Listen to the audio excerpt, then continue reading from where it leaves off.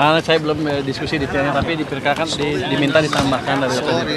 Tapi kalau dari Kementerian Keuangan bisa menambahin untuk ke pendidikan? Kalau tahun depan sih bisa. Kalau sekarang nggak bisa. Saya sedang rendah ya Pak. Pembiayaan utang melalui IASBN ke depannya seperti apa Pak? Maksudnya gimana? Kalau yield yang rendah kan berarti kita bagus. Orang lain percaya sama kita, domestik sama asing. Tinggal yieldnya terendah sepanjang berapa? 20 tahun terakhir katanya. Mungkin sepanjang sejarah, sekarang 5,9 sekarang untuk 10 tahun surat pemerintah ya. Itu nunjukin orang percaya dengan fondasi ekonomi kita ke depan. Kalau nggak bisa turun seperti itu. Pak, pencapaian ekonomi kan tadi di arah pencapaian ekonomi. Pencapaian ekonomi kan arah ke depan kita tumbuh lebih cepat, berantas kebocoran-kebocoran. Saya akan kerjakan di mana, di bea cukai dan pajak.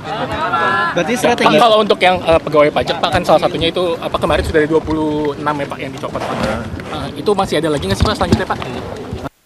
Sudah. Masih ada. Jadi kalau yang 13 sudah diproses Pak, kan kemarin ada 13 lagi kata Pak Bimo.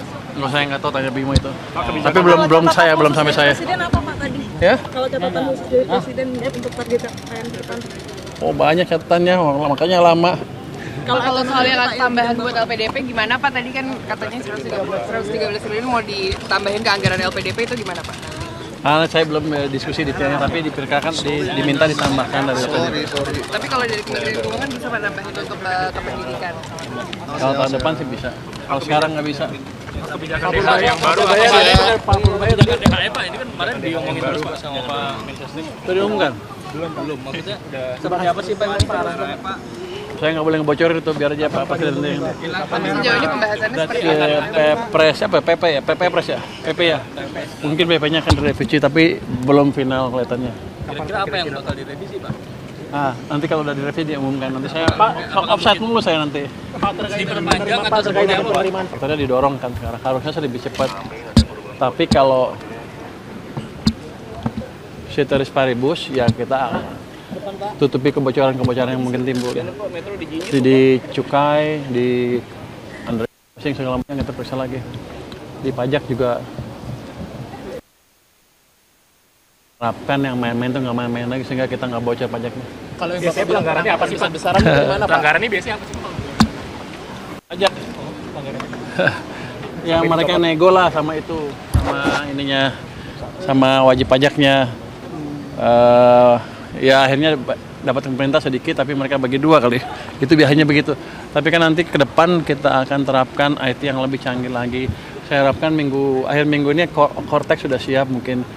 Jadi itu kan meningkatkan lagi pendapatan dari pajak kalau lebih efisien Cortexnya.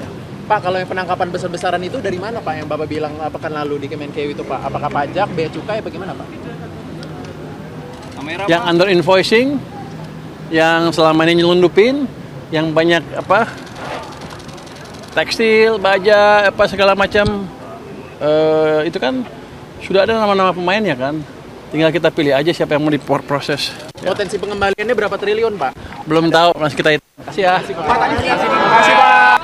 Mau diam aja. Oke. Saya izin terkait Mas 1 tahun pemerintahan. Iya. Konsolidasi. Ya, tadi kami semua mendengar Kabinet Merah Putih, pemerintahan di tingkat pusat dan tentunya banyak progres yang juga sudah dihadirkan, tetapi juga banyak hal yang harus terus kita kawal, kita perbaiki dan kita tingkatkan dari berbagai sektor. Tadi beliau kupas begitu lengkap, gamblang, dan teman-teman media juga tadi mendengarkan. Intinya adalah kita ingin terus pastikan bahwa semua agenda prioritas, program-program yang memang ditujukan untuk meningkatkan pertumbuhan ekonomi, termasuk mendistribusikan kesejahteraan bagi masyarakat secara lebih berkeadilan lagi, itu menjadi target yang harus kita capai bersama-sama ke depan. Dan tentunya dari sektor infrastruktur dan pembangunan kewilayahan, memang infrastruktur ini harus bisa memberikan dukungan kepada sejumlah agenda prioritas. Bicara swasembada pangan butuh infrastruktur, butuh bendungan, irigasi yang juga baik. swasembada energi juga begitu, swasembada air apalagi, dan banyak lagi termasuk bagaimana kita meningkatkan kualitas sumber daya manusia kita melalui sektor pendidikan dan kesehatan, perumahan rakyat yang juga semakin terjangkau. Jadi banyak sekali aspek infrastruktur yang menjadi elemen penting dari pencapaian Asta Cita yang tadi juga menjadi harapan dari Pak Presiden ke depan, kabinet semakin solid dan bisa terus bekerja secara efektif sebagai satu tim yang juga bisa mencapai target-targetnya. Gitu. Mas, terkait kereta cepat Surabaya, Jakarta-Surabaya itu gimana, Mas? Belum dibahas secara khusus tadi. Yang jelas konektivitas ini terus akan kami kawal, dan bicara konektivitas tentu tidak terlepas dari bagaimana kita ingin mengoptimalkan fungsi dan peran dari kereta api secara nasional. Kita tidak hanya bicara kereta cepat, termasuk tentunya penting ketika kita menghadirkan konsep perluasan kereta cepat hingga Surabaya untuk mengurangi waktu mobilitas atau transportasi manusia, barang, dan jasa, tapi juga banyak fungsi kereta lainnya, termasuk untuk logistik, untuk barang-barang. Ini yang terus kami kembangkan juga, tidak spesifik harus bicara kereta cepat saja, tapi juga reaktivasi kereta-kereta yang sudah cukup lama perlu kita optimalkan fungsinya. Namun secara spesifik kan juga masalah anggaran kereta cepat Jakarta-Bandung ini juga jadi sorotan ya, Mas? Iya, benar sekali. Kami terus berkoordinasi beberapa hari yang lalu digelar rapat bersama dengan Danantara misalnya.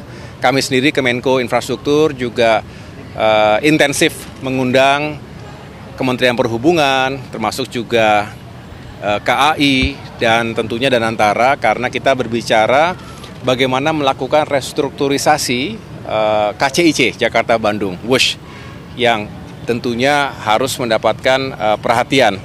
Mengapa? Karena memang utang yang harus segera diselesaikan ini juga tidak boleh kemudian menghambat rencana besar kita untuk mengembangkan konektivitas berikutnya, tadi Jakarta sampai dengan Surabaya.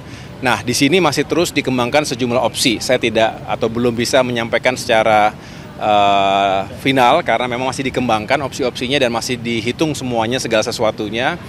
Apakah kemudian Danantara bisa menghandle, dan juga bagaimana nanti Kementerian Keuangan bisa berkontribusi dan lain sebagainya. Jadi artinya kami masih terus menunggu arahan Pak Presiden juga, sambil terus mengembangkan berbagai opsi yang paling baik dan berkelanjutan. Artinya bisa kemudian kita move on untuk membicarakan pengembangan kereta cepat berikutnya untuk Jakarta ke Surabaya. Mas, cukup ya? 1 tahun ini konsolidasi kabinet seperti apa? Saya merasa ya kita semua semakin saling mengenal.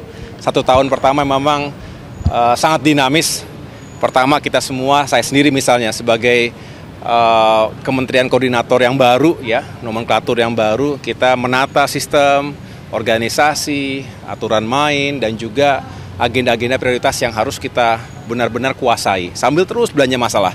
1 tahun pertama tentu dengan segala dinamikanya, tapi kami melihat justru dengan sering berkoordinasi, termasuk juga turun ke lapangan, hubungan antara pemerintah pusat dan daerah juga penting sekali, antar kementerian lembaga juga semakin erat karena sudah saling mengenal. Rasanya kami lebih optimis untuk tahun kedua dan tahun-tahun berikutnya segala bentuk koordinasi dan kolaborasi di lapangan bisa semakin baik ke depan.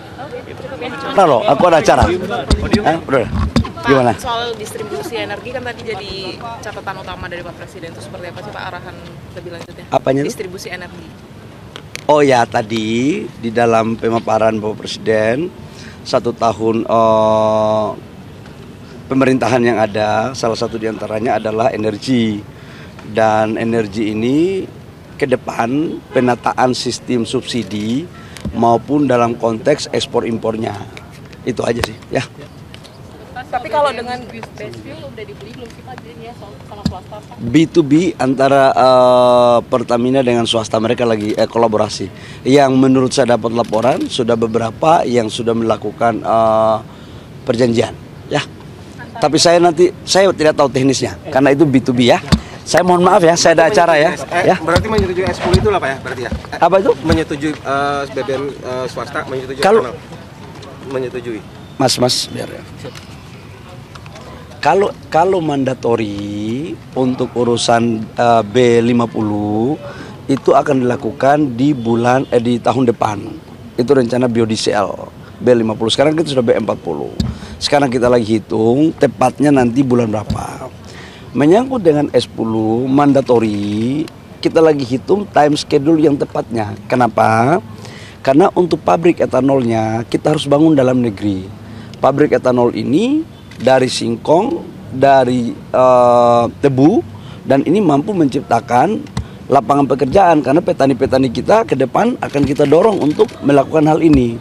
Nah, sekarang lagi dilakukan kajian, apakah mandatori ini dilakukan di 2027, di 2028, atau 2000 berapa?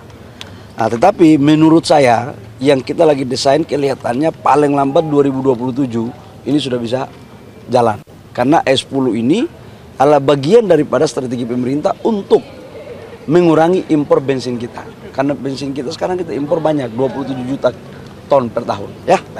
Makasih. Ketika ada sesuatu yang tidak benar, kita suarakan. Ya bagaimana semua terangin dia sedumu ini? Ini manusia pecundang yang sangat merugikan bangsa kita ini. Saatnya jadi member eksklusif di channel YouTube Official iNews. Tantang lagi para nambah sumpah di antara Al-Quran. Dia pengen masuk TV. Konten-konten premium yang tidak tayang di TV. Live interaction. Halo pemirsa iNews, ini baru selesai. Emoji dan badge spesial. Reakses konten pilihan. Klik YouTube Official iNews. Join member hanya Rp10.000 per bulan.